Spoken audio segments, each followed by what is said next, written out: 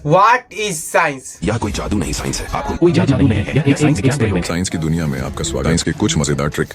आखिर है क्या ये कि साइंस वर्ड हम लोग को बहुत ही परेशान करके रखा हुआ है। आखिर ये है क्या, इसका मतलब क्या होता है? हम लोग को बचपन से ही साइंस का डिफिनेशन रटवा दिया जाता है। The study of knowledge about the physical world as the nature law, यानी फिजिकल वर्ल्ड यानी भौतिक जगत, और नेचर लॉ यानी प्रकृति नियम। भौतिक जगत और प्रकृति नियम का अध्ययन करना विज्ञान कहलाता है। लेकिन क्या आपने कभी सोचा है ये साइंस वर्ड का मतलब क्या होता है? डिफिनेशन तो रट लिए, बट मतलब क्या होता है? ये साइंस वर्ड आया कहाँ से, इसका गहराई क्या है? तो आइए इस वीडियो में हम समझते हैं। वर्ड आया तो ये साइंस वर्ड आया है लैटिन वर्ड सिंसिया से, जिसका मतलब होता है नॉलेज। जैसे कि आपने देखा होगा ये जादू नहीं, ये साइंस है। तो यह सिर्फ तथ्यों के बारे में ही नहीं, विज्ञान एक व्यवस्थित प्रक्रिया है जो हमें यह समझने में मदद करती है कि चीजें काम कैसे करती है। फिर हम उस पर गहराई से अध्ययन करते हैं और एक रिसर्च करते हैं और एक रीजन निकालते हैं कि चीजें काम कैसे करती है। मान लेते हैं हमारे पास एक बॉल है, बॉल को ऊपर फेंके और नीचे आ गया, तो आप लोग कहिएगा ऐसा क्यों हुआ? नहीं, मैं कहूँगा ऐसा क्यों हुआ, तो आप लोग बोलिएगा ग्रेविटी के कारण, क्योंकि आप सब बहुत तेज है। तो बट ग्रेविटी, आपने कभी सोचा है कि ग्रेविटी हर चीज पे लगता होगा? ठीक है, तो मतलब जिस कारण से ये ऊपर से नीचे आ गया, ऐसा क्यों?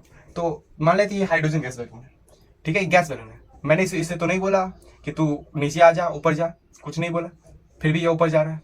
ग्रेविटी के अनुसार ये तो नीचे आना चाहिए, तो ऐसा क्यों?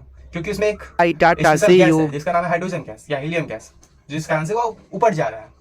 तो बात आप समझने की कोशिश कीजिएगा इस दोनों में फर्क क्या है। तो हम उसके बीच के अंतर जानने की कोशिश किए और उस पर हमने गहराई से उसके अध्ययन किए, जिस कारण से हमें पता चला कि ये इसमें गैस स्पेशल गैस है जिस कारण से ऊपर जा रहा है, और ये ग्रेविटी के कारण नीचे आ रहा है। जिस कारण से अगर आप कुछ देखते हैं कि पेड़ का डाली गिर जाता है जिस कारण से ग्रेविटी, तो हमें देखकर एक इच्छा मन में आती है कि ये चीजें काम कैसे करती है। वही एक हम डिफिनेशन को थोड़ा एनालाइज कर लेते हैं। तो डिफिनेशन का नियम कहा जाता है भौतिक जगत, प्रकृति नियम। तो एक प्रकृति का नियम है कि कोई भी ऑब्जेक्ट ऊपर जाएगा और नीचे आ जाएगा। मान लेते हैं जब ग्रेविटी का खोज नहीं हुआ था, मतलब एक सबसे पहले किसी को पता नहीं था, जब इंसान था तो उस समय भी तो बॉल ये नीचे ही आता होगा, लेकिन उस समय पता नहीं था कि इसे ग्रेविटी कहते हैं। उस समय तो ये नीचे ही आता होगा, ऊपर जाता होगा नहीं, उस समय भी नीचे आता होगा। तो आप बात समझ नहीं गए। तो उसमें एक नेचर लॉ है, मतलब प्रकृति का नियम कह रहा है, जिसका मतलब एक प्रकृति का नियम है जिस वजह से हम उसे साइंस कहते हैं।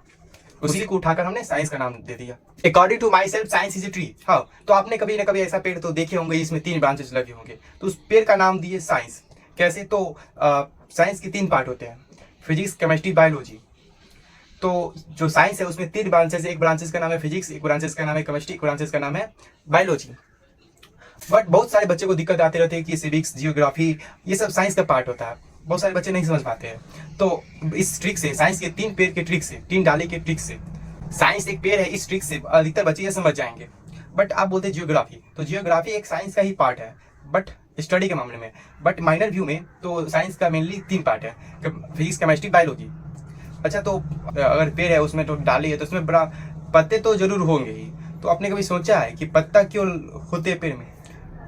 तो साइंस एक पेड़ है जिसमें 3 ब्रांचेस है, फिजिक्स, केमिस्ट्री, बायोलॉजी। तो बायोलॉजी तो उसके बाद उसमें पत्ते तो होंगे, तो लीफ मतलब पत्ता, लीफ इजकल टू लेसन्स। तो फिजिक्स में मान लेते एक डाली है, ठीक है, तो उसमें पत्ता लगा हुआ है, तो फिजिक्स में हमारे बहुत सारे लीफ इजकल टू टॉपिक। इसका ये सिंपल सा मतलब हो गया पता है।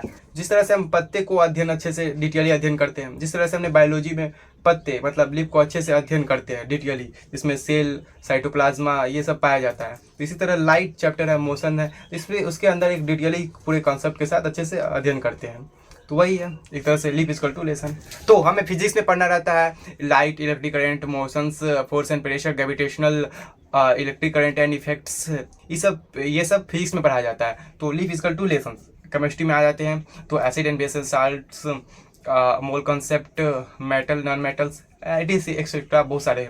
बायोलॉजी में हो गया माइक्रो ऑर्गेनिज्म, लिविंग ऑर्गेनिज्म, इसमें एक ह्यूमन या लिविंग थिंग्स के बारे में समझाया जाता है बायोलॉजी में। एक माइनर व्यू में बोले तो इसमें एक लिविंग थिंग्स को समझाया जाता है।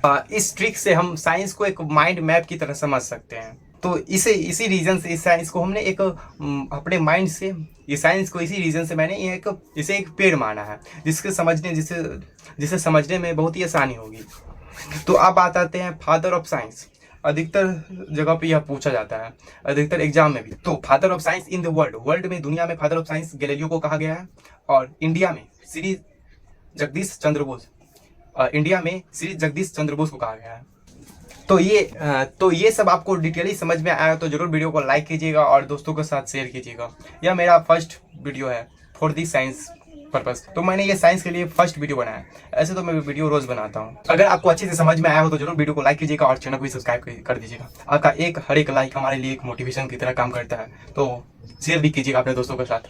दोस्तों को भी तो पता चलना चाहिए कि साइंस क्या होता है, तो जरूर शेयर कीजिएगा, कंजूसी नहीं कीजिएगा।